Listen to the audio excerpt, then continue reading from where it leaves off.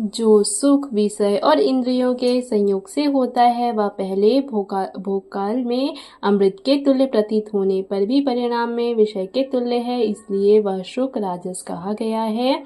जो सुख भोगकाल में तथा परिणाम में भी आत्मा को मोहित करने वाला है वह निद्रा, आलस्य और प्रमाद से उत्पन्न हुआ सुख है, उसे तामस कहा गया है। पृथ्वी में या आकाश में अथवा देवताओं में तथा इनके सिवा और कहीं भी ऐसा कोई भी सत्व नहीं है जो प्रकृति से उत्पन्न इन तीनों गुणों से रहित हो।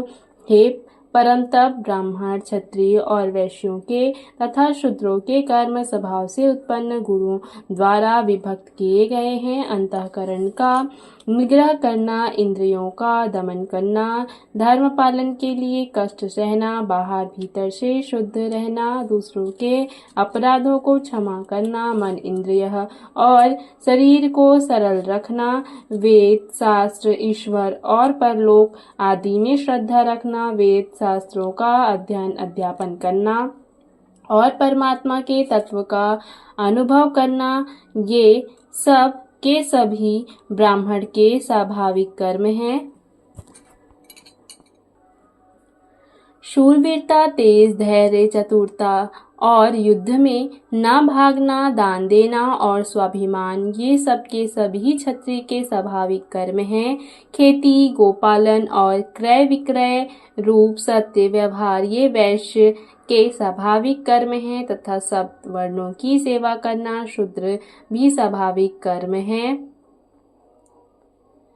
अपने अपने स्वाभाविक कर्मों में तत्परता से लगा हुआ मनुष्य भगवत प्राप्ति रूप परम सिद्धि को प्राप्त हो जाता है। अपने स्वाभाविक कर्म में लगा हुआ मनुष्य जिस प्रकार से धर्म करके परम सिद्धि को प्राप्त होता है, उस विधि को तो सुन, जिस परमेश्वर से संपूर्ण प्राणियों की उत्पत्ति हुई है और जिससे यह समस्त जगत व्याप्त है।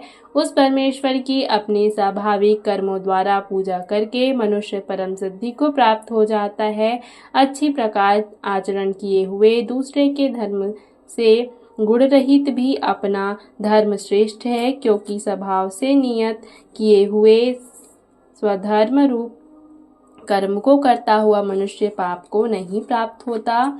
अतएव हे कुंती पुत्र, दोष युक्त होने पर भी सहज कर्म को नहीं त्यागना चाहिए, क्योंकि धुएं से अग्नि की भांति सभी कर्म किसी न किसी दोष युक्त हैं।